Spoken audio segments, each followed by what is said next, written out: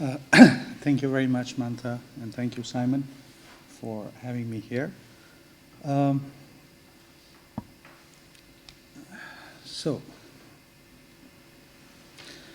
since the beginning of the, let's say, 21st century, there's been a tremendous interest in reconceptualization of nature and the city. On the one hand, we see the approaches that are emerging out of, let's say, design disciplines, architecture, urban design, planning. Often, I would say landscape urbanism as a meta-discipline, both as a theory and practice on the one hand, and on the other side that, for example, Thomas alluded to, the landscape urban ecology, but also what I would say a more multidisciplinary perspective on urban ecosystem services, nature-based solutions as not only scientific research fields, but also fields of policy, especially European policy and practice, where these fields of research and practice are seen as able to transition urban systems towards sustainability. And I think it's very interesting how for both dimensions, as Pila mentioned earlier, the idea of interdisciplinarity very inherent to the ideas of Delos, how that becomes interesting in this discussion of urban ecosystem services and nature-based solutions. But also something going back to this discussion of landscape urbanism, where when you see how far back into history they trace back the possible influences on the shaping of that meta-discipline, it's often the Parc de la Villette competition held in 1982, and the entries by Bernard Tschumi and Rem Koolhaas that have been sort of canonized and championed as the founding, let's say, visionary projects that kind of laid down the foundations for this discipline of landscape urbanism, where issues of landscape ecology like phasing and networks and but also what Koolhaas calls irrigating territories with potential and these kind of words. And in my personal discussion with Charles Waldheim a few years ago, we've been sort of interested in the works of Hilbersheimer. That's a figure from the 1930s that could have because this flows and forms kind of an idea. Was quite interesting, but in none of these discussions we hear Doxiadis. Neither, let's say, the landscape urbanism discourse or this urban ecosystem services or nature-based solutions and all of these things, we don't, Doxiadis remains completely absent. Although the researchers, as we saw, in the previous Delos sessions and also today, we feel and we think that there is some relevance of some of his ideas. And I think it's a collective failure on our behalf to have not been able to actually qualify his work, and that is something I would attempt to do in focusing on a particular interpretation of Doxiadis' work, which is what I call nature settlement dialectic. By that I mean, on the one hand, seeing nature as part of the whole, as Thomas showed this figure of nature as part of the 5 elements that compose human settlements. But at other times, nature is drawn out and worked at as a system in itself at multiple scale levels and that multiscalarity actually produces multiple relations of how nature and settlement can coexist. And it is the multiscalarity that actually activates the dialectics. So that's what I would like to develop over the three parts. So first we'll look in practice of Doxiadis, nature, settlement, dialectics in practice. We'll also look at how this nature settlement dialectics plays in the taxonomic and epistemological development of ecologistics. And lastly, portray the idea of urbanism that this contains and its relevance today. So I'll start with showing you some images first. I guess none of you actually might recognize this.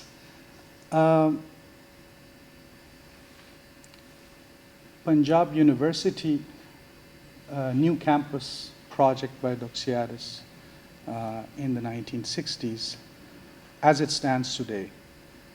And I think this concept of coexistence, what Thomas was referring to, like there is no real overpowering of the building over the open space or the open space over the building. And this is something very interesting. The place has aged. I mean, it's like half a century. In the case of Islamabad, there is clearly a settlement bias. So again, throughout the course, I will discuss these biases, but although planned with a settlement bias, but still nature remains the predominant force in the city. That you can see, it's still what was earlier mentioned, the settlement is being absorbed by nature, or settlement has not yet developed its own color. So looking at tracing Doxiadis' notion of landscape through his practice, particularly that of Islamabad, a project that started in 1959 with a specific location that was marked and a broader regional territory, the proximity of an existing city, Rawalpindi. So what I started with was I basically reanalyzed my work. I've been working on Doxiadis about 13 years ago, so I did not continue, but I looked back at my notes. So one thing is that what we call the master plan for Islamabad, which is spanned over 4 years, 1959 to 1963, but it's about 10,000 pages of text and about 8,000 drawings. So, and I actually spent a few years to go through them, and it has been some time. So I specifically looked at the 4 landscape reports that were part of this effort in Islamabad. And analyzing them, what I found very interesting in these 4 reports that accompanied the development of the master plan, that the most dominant factor, the most important factor that will determine the success of the city is environmental quality. And that was quite surprising. You can see, I mean, here also, I mean, specifically mentioned and why environmental quality will determine the success of the city. So that was something quite interesting for me to observe. The second, how that will be achieved, and that was also at the level of discourse quite interesting. Simultaneous and continuous improvement of landscape, townscape, climate. So I'm using the exact words that were used by him. which is also something very sophisticated, very far ahead of its time. And within that, giving references for inclusion of local tradition and the vernacular. But at the same time, there are two problems that emerge. Well, the first problem is really a kind of a general problem. This is work that he hardly refers to any of the contemporary influences or possible influences on the body of his work. For instance, in the context of post-war urbanism, if it was dominated on the one hand by this nature-culture binaries, or the domination of social issues, or the context of development, or what we call the reconstruction, decolonization, etc. On the other hand, important figures that were articulating the landscape discourse, like Tunard, who was credited to be formulating the contours of modernism in landscape, or Ekbo, who is credited with the concept of developing the greenways or the parkway system in North America. Or even as earlier there was a discussion about Ian McHarg's contribution of design with nature, which is interestingly criticized by James Corner to be very biocentric, to be opposing or pitting nature and the city against each other. So there is these ideas of improving, connecting, combining the four functions of the city together with this landscape structure. These are the ideas that are already emerging in the landscape thinking of the 1950s, but there's hardly any reference to it. And also this question of environmental quality, as if this is the most important element that will determine the success of the city. Environmental quality for whom? So here we have this issue of the abstract human subject, only referred to as future inhabitants or diverse populations that will come to the capital city, or the different social classes. It's Doxiadis' work of strategic simplification. Sometimes you call them man or anthropos, or and it's a kind of good for everybody meta-narrative to pitch human efforts and resources in the pursuit of good society. So environmental quality has to be uncontroversial, unbiased, and therefore has to be pursued as a kind of a, so creating consensus amongst the conflicts situation, or probably it was something very dear to Doxiadis, I don't know. Or maybe it was the context of the Federal Capital Commission that had about 18 different subcommittees, from ecologists to sociologists to biologists, and also the love of South Asian regimes for nature and this Mughal landscape tradition and so on. So I don't know what were the sets of influences there, but anyway, environmental quality becomes the determining factor for the success of the city. I mean, something that we talk about today about the role of cities and urban context, whether we call about low emission zones to all kinds of strategies to improve the environmental quality in the cities. So this is something quite interesting that emerges. So we see the mapping of the morphological characteristics of the area. So what we see here is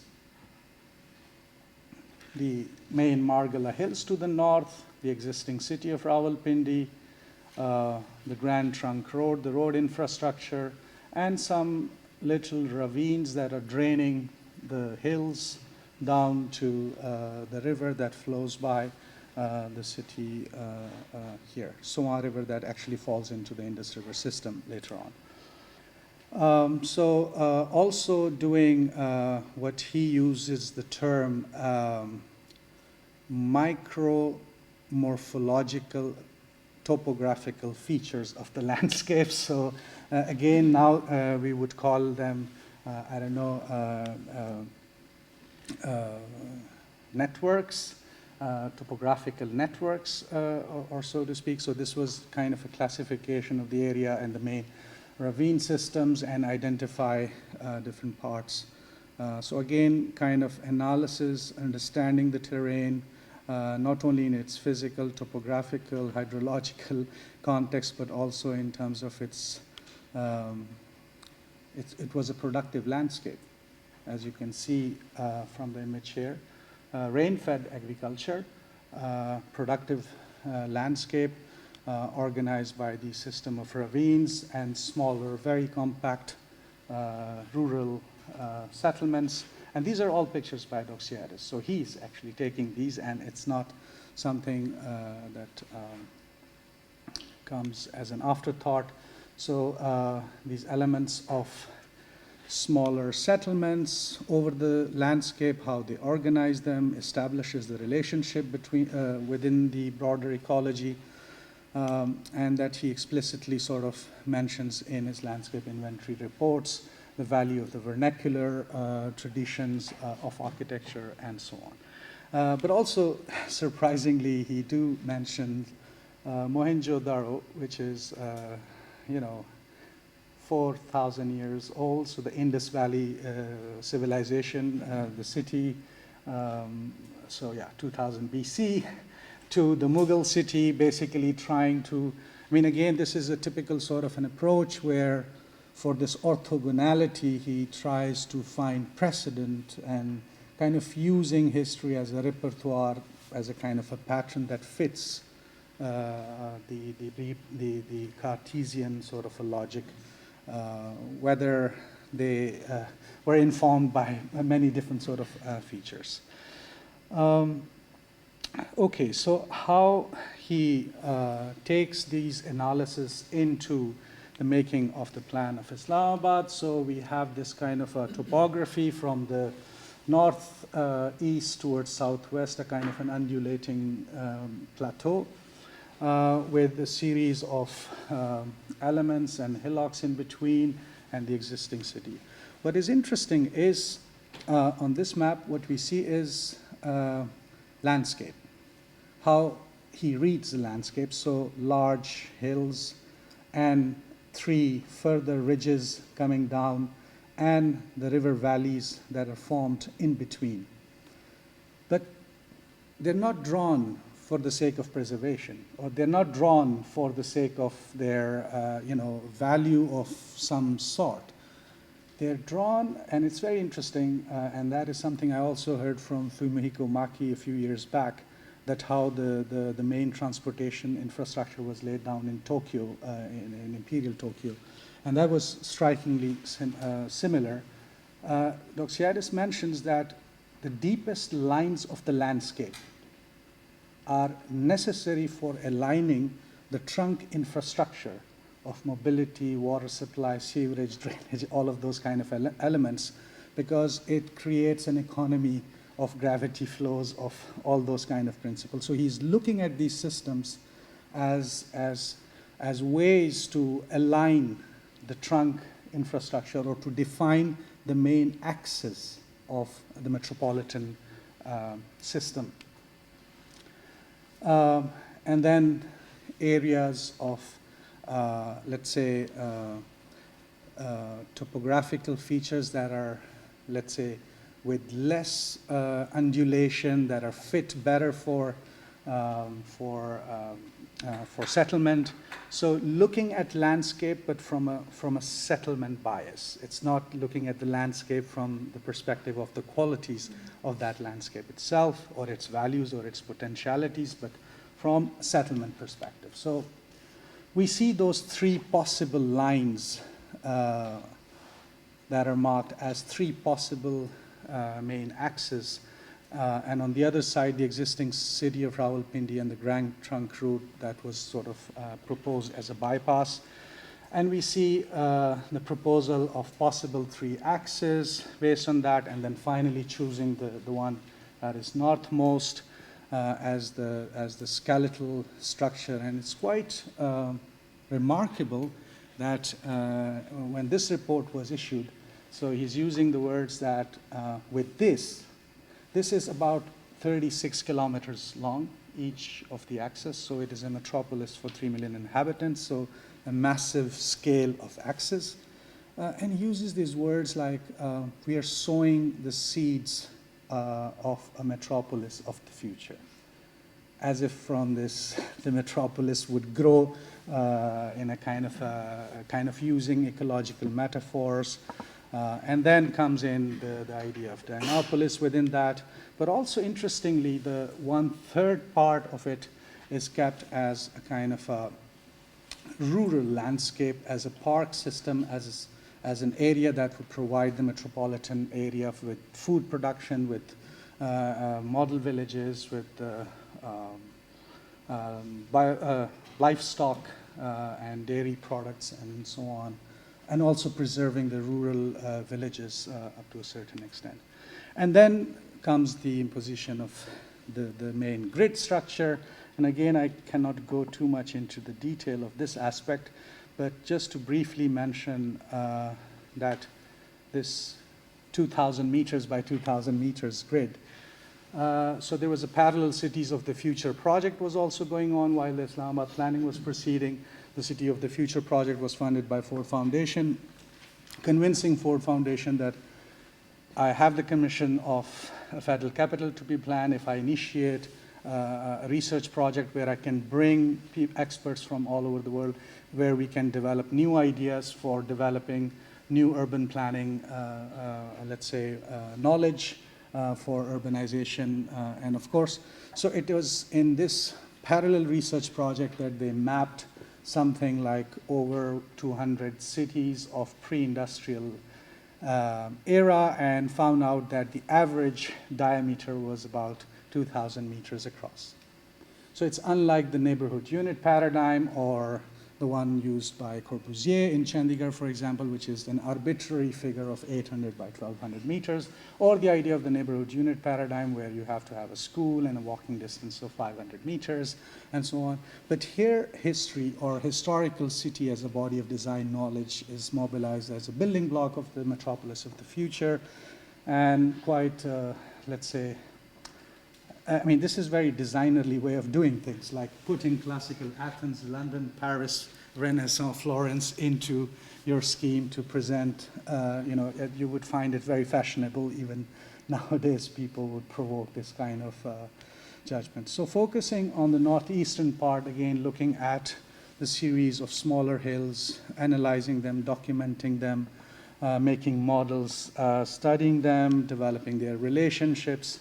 The idea of monumentality is quite interesting because it's like really using the monuments as a hinge between the dominant nature, the majestic landscape of Margala Hills and the city, as arbiters of relations between society and nature. And that is something where he praises like the Grand Mosque or the Parliament complex at the edge of the axis, which is enclosed by this large Margala Hills formation.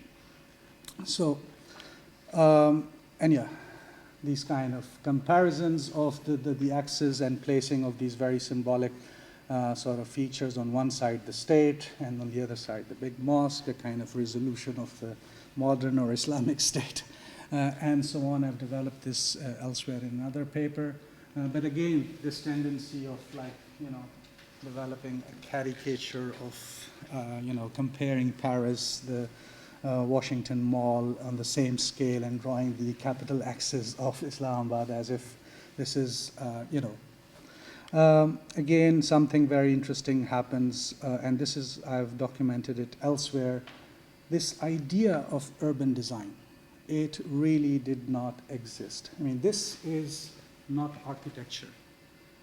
This is urban design scheme, and he kind of then invited a group of about 20 eminent architects, from Marcel Breuer to Arne Jacobsen to Kenzo Tange to others and others and others who, so the idea of not creating monotony, which was a lesson learning out of Chandigarh's experience or Brasilia's experience, that to create diversity, it is important to establish the urban design principles and let architecture then create the diversity. And hence today, this part of the city has projects by, I think, almost American, Italian, British, Japanese, all architects of that era have sort of contributed to that. Let's reread the plan. And I think what was interesting was that Doxiadis was operating in this larger context whose political ecology is very important to understand. It's the Indus water systems, the Himalayas, the plateau, and the Indus River system, and the creation of two countries like India and Pakistan that sort of implied the resolution of the issues of which river waters will go to Pakistan and which river waters will have, India will have the right. And again, we had the introduction of David Lilienthal, a geographer who was the managing director of the Tennessee Valley Authority in the US, who perfected this model of damming big rivers and creating energy and water for food surplus and industrial settlements, and a whole system of spatial reorganization, who were kind of coming in as consultants as part of the Harvard Advisory Group to the Pakistani government, advising them to develop a similar sort of a renaissance of the Mughal tradition here. Experts, economists, geographers who are sort of conceiving, and the regime itself is conceiving a much broader territorial transformation in that scale. So if we look at the proximity of where the capital region was, so one of the largest earth-filled dam, Turbela Dam, was also commissioned at the same time, and another dam which was down south. So the region was conceived as a kind of a, from this point of view, water, energy, and food perspective, because these were sort of principal ideas. And I think Doxiadis was operating in this very multidisciplinary sort of context, international, local, all kinds of experts. So if we see now to the plan again, and we look at this top corner, and I want to go a little bit inside to kind of develop this idea of up till now, this very settlement bias approach, but let's look at that part a little bit more in detail. So we see two kinds of grids.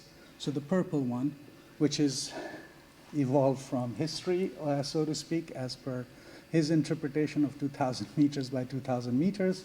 And there is this, what we would call today the green-blue network, or corridors, or whatever you may call them, but they were basically draining the Margala Hills and forming the river system down. So just like a principal highway has a right-of-way on both sides, so the ravines had also the landscape, which was very difficult to build upon, actually. So their consideration was more that they are very difficult, and there is more flourishing flora and fauna in those corridors. So let's economize the construction and let's keep it the same way. And whereas on the 2,000 meters grid, the formal sort of grid lines also 220 feet, so I don't know what that makes, but let's say about almost 100 meters wide green corridors. And there was a very interesting sort of mentioning by Doxiadis, this idea that medieval cities were surrounded by this kind of countryside, and that allowed to preserve their character and develop a kind of a symbiotic relation. And so how can we provide that in a more sort of condensed form around each of the city? Because these sectors were considered as small cities in themselves. But again, today we will talk about these corridors as where the major highways are, so most of the pollution is actually absorbed by those corridors. So from an ecological perspective, now we would feel, but they were not, not explicitly planned in that way, or maybe perhaps they were. But what becomes very surprising element is when we look at urban form. This is the urban part of it. We see two systems that are actually defying the logic of zoning. So earlier we had this small discussion about zoning, that Doxiadis zoned the ecological zones in ecology and acoustics book. But when we look at this plan, there is no zoning. It's not the separation of functions like work, living, and that kind of a thing. But it's an integration of those functions at multiple scale levels that produces some continuous urban forms and some static urban forms. And also the edges, the way they are defined, if you don't have the logic of nature and infrastructure, we cannot actually design them. So it's like using natural infrastructure, as we would call them in landscape urban design these days, to evolve as a process into the city, and not as a kind of a decorative sort of an element, or give form to the city. So natural structures giving form to the urban system. And then we put these systems, let's say, together into this area.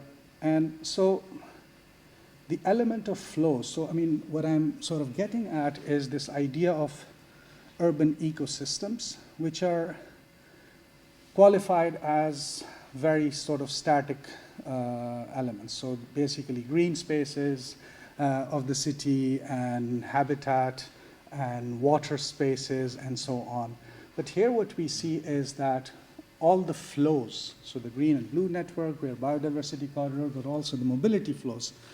So the idea of the city, that is the central city, or the city central areas, public spaces and all kinds of citywide facilities, they're sort of going throughout and penetrating inside the sectors along the, so even the form of that centralized kind of spaces are also influenced. So this is going in that direction, and I also was able to find a link on his, in these reports, was a conscious attempt that the centralized functions of the city or city center areas should be interlocked with the larger element of the landscape, that is the Margalla Hills, and how to interlock them together with these diagonals of the grids, and that image of the surrounding green strip around each of the sector that was used here. So we have these elements which are the places of rest in the metropolis, so mostly residential areas. So they're not really zoned. They're not really put in one place of the city, but they are sort of also an organic part of it. But they are places of rest, as going back to Sarda. And these are the places of flow, so the mobility flows and urban ecosystems as mobility flows together with the flows of water or blue network. And then the two types of flows, so the green and blue network and the mobility network, with two types of urban forms that interlock each other, that creates possibilities and proximities of urban spaces, public spaces, and their use and their impact on improving the urban environmental quality.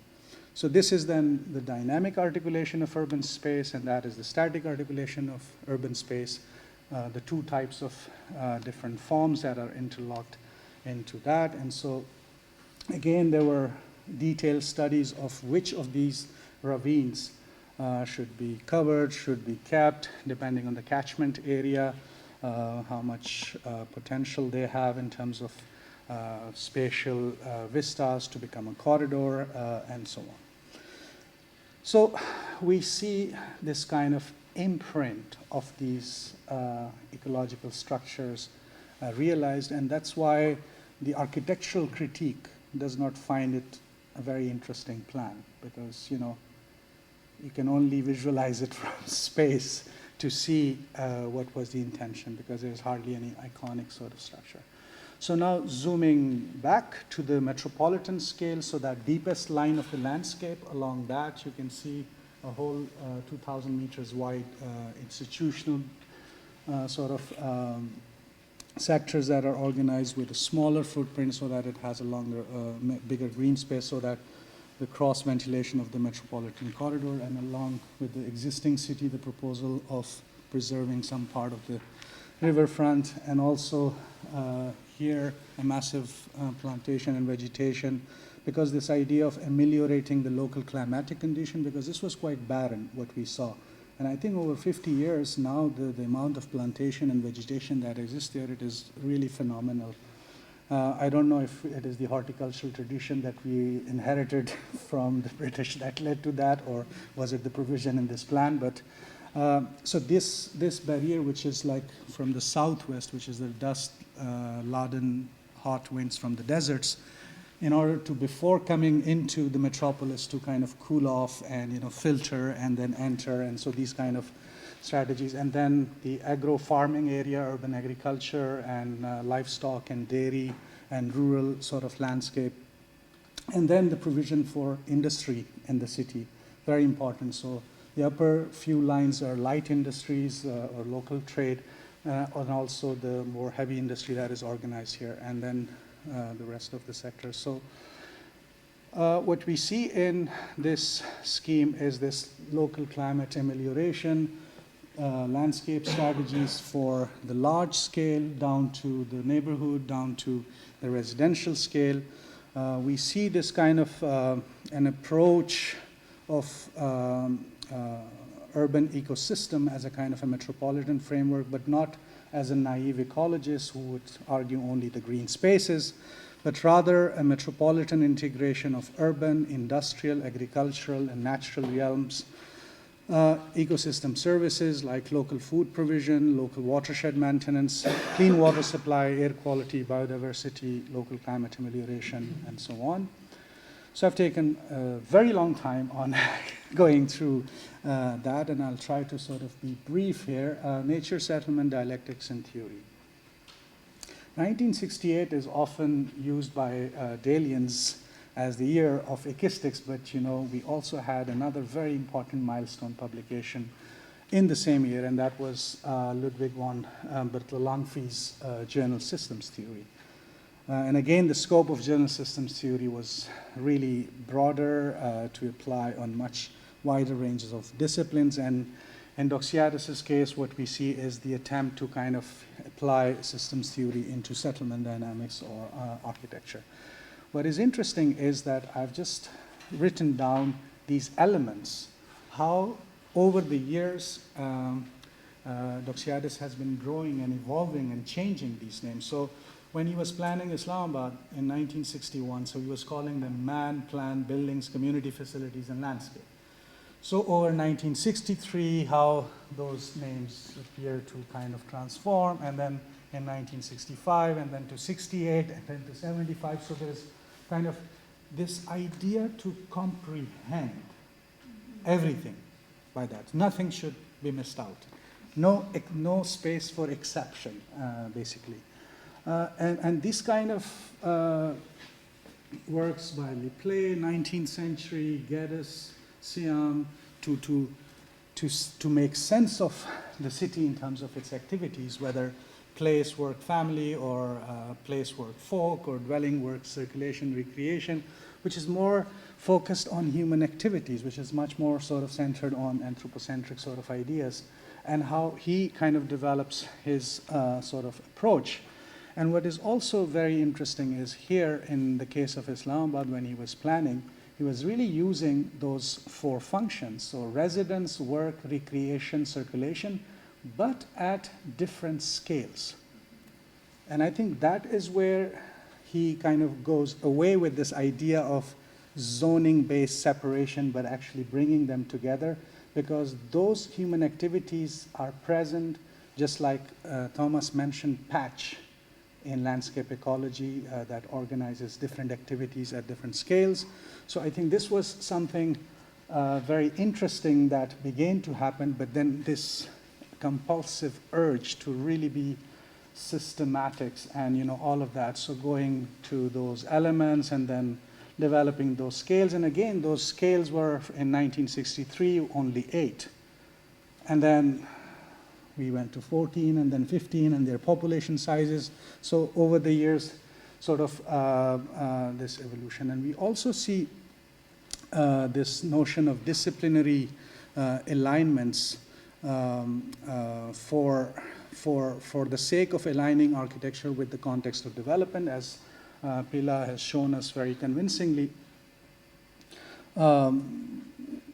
What is important here is that placing disciplines side by side, or dancing with disciplines as Hashim called it, is one thing. Evolving interdisciplinarity is another. I mean, really starting from sharing of the problem and so on. Because in the end, his taxonomy was his alone, not really shared by any other discipline. And that is where we begin to question he recognized the importance of working with other disciplines because he was a practitioner. And when he was a practitioner, he's working with all kinds of experts in different committees. So the idea that development or projects are materialized only by this very multidisciplinary sort of an approach. So he was cognizant of the fact that he was not really a theorist. He could not really sort of, what he had was his theory and his ideas, and he thought that these ideas are shared by all others, all other participants in Delos, and so on. And so going to this scheme that we saw earlier of, again, towards the end, going away with those other elements and introducing new ones like nature areas, cultive areas, I don't know how to pronounce them, but it's like anthropo areas, industry areas, so 4 activities and 12 land zones. It's a kind of a very apolitical and asocial theorization of Earth system from purely a land use planner point of view, where if these are considered because land use planning or town planning in the conventional sense, that how much is for residential, how much is for transport, and how much percentage is for different functions, and you organize your practice based on that. So this is a preparation of architect turned not only global planner, but also an ecological expert to do land use, spatial land use or ecological land use planning. And the reasoning behind these land use is very intuitive and simply very simplistic, and it's not really ecological, as Thomas already mentioned. I mean, separating the different functions and categorizing them works against what ecology or deep ecological sort of thinking comes in. Then there's something very interesting, the diagrammatic reasoning. Again, mentioned by several other scholars working on Doxiadis as well. Diagrammatic reasoning is about reflection on practice. So when the practitioner is tired and he's sitting and he wants to kind of strategically simplify issues that are of relevance for a discourse, it's a kind of here Doxiadis uses strategic simplification as an operating tool. So this diagrammatic reasoning as a step between his practice and his version of theory, because it's not really a theory that explains us something, but it is a theorization of practice. It is the organization of practice to be organized on 5 continents and so on. So look at these elements. 8 years later, infiltration of nature into the human settlement is much better than a large park. But we clearly saw in practice how he was organizing that green element. And so it's to abstract that and propose it as a prognosis, as a prognosis that is applicable universally everywhere, to present it in that way. Going further, this amazing sketch that he makes, almost towards founding an urban ecosystems theory, but he doesn't sort of say. I mean, what this reminds us of is Louis Kahn's Philadelphia's image, where he likens the mobility flows with those arrows, that diagram of the city, or Hilbert-Seimer's sort of scheme. So again, strategic simplification of how man, nature, and machine can organize the settlement structure, and then using diagrammatic reasoning to tell you history, but a version of history that fits the logic, that how a certain pattern of settlement actually led to the predicament that he was actually proposing. It could have been otherwise, but again, using the same kind of ideas as historically relevant as well. So with this, maybe we can come down to a last part, the idea of urbanism and its relevance today. We see some very visionary, let's say, spelling out of this idea. Nature provides the foundation upon which the settlements are created and the frame within which they function. This is an enormously powerful prophetic vision of nature, but we see how in the development of a city where the nature provides the foundation, as you saw that they define the urban form in itself, and that kind of an experience brings him to this stage of saying that nature provides a foundation upon which the settlements are created and the frame within which they function. And most of all, the surface of the city will allow the flora to spread again, beginning from the small gardens within the cells to major zones of forest above the tunnels. I mean, we saw this happening in Barcelona in the Olympics in the 90s. All the tunnels were sort of landscaped on top, and that became a trend throughout European cities to kind of cover the infrastructures with landscape elements. So, to major zones of forest above the tunnels of the networks to big farming areas. I mean, what a big revolution is taking place in Europe, urban agriculture. From kids to elderly to every city, you find this tremendous kind of a uptake of the idea of urban agriculture. Not only for poor, but also for the very rich with aquaponics and advanced systems and whatever. So to big farming areas and natural reserve where man will find the rough conditions which he also needs. In this city, we can hope that man, relieved of all stresses that arise from his conflict with the machine, will allow his body to dance, his senses to express themselves through the arts, his mind to dedicate itself to philosophy or mathematics, and his soul to love and to dream.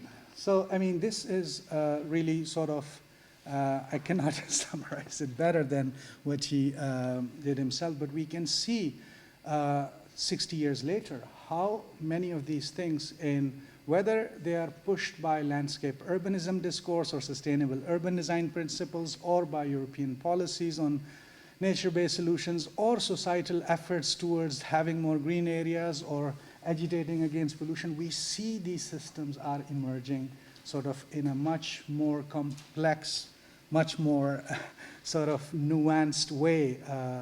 But again, so we see these iteration of nature settlement dialectics. So over the next 10 years that he did, for example, in the case of Great Lakes megalopolis, again, you will clearly recognize those diagonal green elements and the settlement structures, the principles that were developed in the plan of Islamabad, again, exposed to larger scale levels. And of course, when in a specific context, you develop something for specific regions, and then taking them and applying them on every context. And again, Ray Bromley, I think he was mentioning that this is what became the Waterloo for Doxiadis, the Great Lakes, because while he was making these 2100-year plans and all that, and so the civil rights movement, the burning in Chicago and Detroit and all that began. So Martin Luther King, I Have a Dream, and so the whole popular sort of uprising began, and these plans kind of continued in their fervor, in their publicity. And so when there was no longer a client, when there was no longer an Edison company where this nature settlement dialectic can be implicated, then the City of the Future project that started with the Islamabad project became this idea of adumbrating the theorems of Hickistics with the conceptions of ecumenopolis, the urbanization trends over the globe, and their idea of ecumenokipos, which is kind of very interesting to conceptualize if we look at it, that okay, we are planning cities and okay, we are city planners or architects or settlement planners. And sometimes we think that, who is actually taking care of this ecumenokeipos? And I think it's very interesting to see that there are over 161,000 protected areas in the world as of 2010, so it's a slightly older one. And so there's a whole movement of national parks, regional parks, and landscape areas that is already in place. What we also see, new disciplinary realignments, which is not something what Doxiadis was trying to do was on his own terms. Basically, this disciplinary realignment of architecture or urban planning with the issues of development, with the issues of environmental consciousness in his time through his Delos and so on. We also see this emerging now. I mean, we have this proliferating urbanisms. If you read some of the things of, let's say, CNU, the Charter for New Urbanism, it's so revealing. Like CNU, design must preserve the proximate relationship between urbanized areas and both agricultural and natural land in order to provide for local food sources, maintain local watersheds and a clean ecosystem services, etc.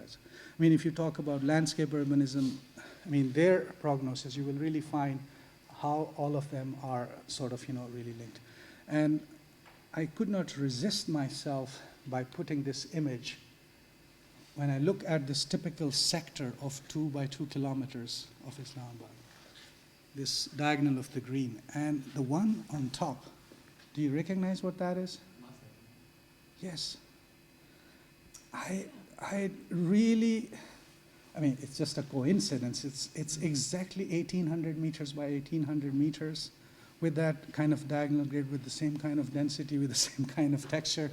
But this one is called the first carbon neutral city of the world. So, it's a completely different ball game. But Masdar by Norman Foster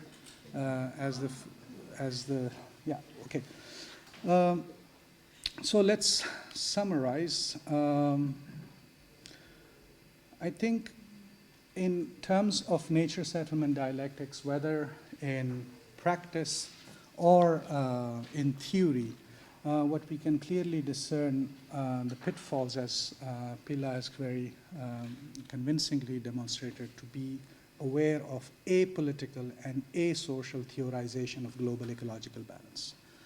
Because global ecological balance requires balances that needs to be achieved and maintained at much lower scales, at many different contexts, and this cannot be subjected to one United Nations or one government of the world or one super body of European Union or any sort of a thing. It is simply bizarre to even think of that.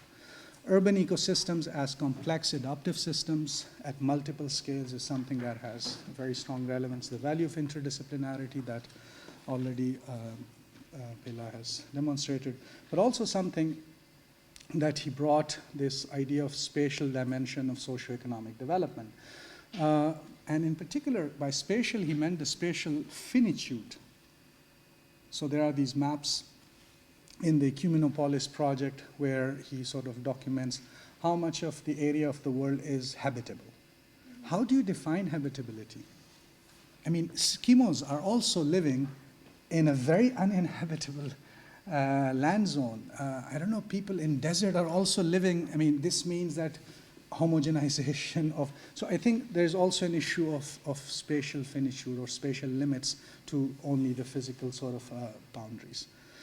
And in terms of, let's say, design, so the relevance of Doxiadis in his work and working on his overview allows us to expand the body of design knowledge in terms of considering historic city as a body of design knowledge as relevant as any energetic system or any, because if the historic city has been able to evolve over 2,000 years and has been able to preserve its character, that is the most sustainable thing we have ever, let's say, produced. So historic city as a body of design knowledge, but also landscape and the vernacular. Similarly, for design knowledge, areas such as strategic simplification of complex systems, because sometimes urban ecologists, the way they produce the kind of data, the kind of figures, the kind of statistical analysis, the kind of land use change patterns and all of that, it becomes very difficult for designers to make any sense out of it. And I think there is something very interesting how strategic simplification can be used as a vehicle to be to date, to be knowledgeable, but to be still able to design. And this idea of multiple scales, flows, and overlapping. So we talk about urban metabolism in my research. Currently, we work a lot on urban metabolism, where urban systems are seen as metabolizing flows of energy, water, materials, food, and capital, and how these metabolism produces inequalities, but also waste and inefficiencies. And so it's like really very hard. We can quantify an urban system. We can actually develop an inventory and a database of those flows. But how to actually design with flows, which is, I think, a very emerging sort of a practice. I don't know how much it is in the UK, but in the Netherlands and also the East Coast, I think designing with flows is kind of a new sort of a buzzword, and here we see the demonstration of that. Nature and the city integration, and of course this idea of integrative synthesis at multiple scales. Thank you very much. I'm sorry for being so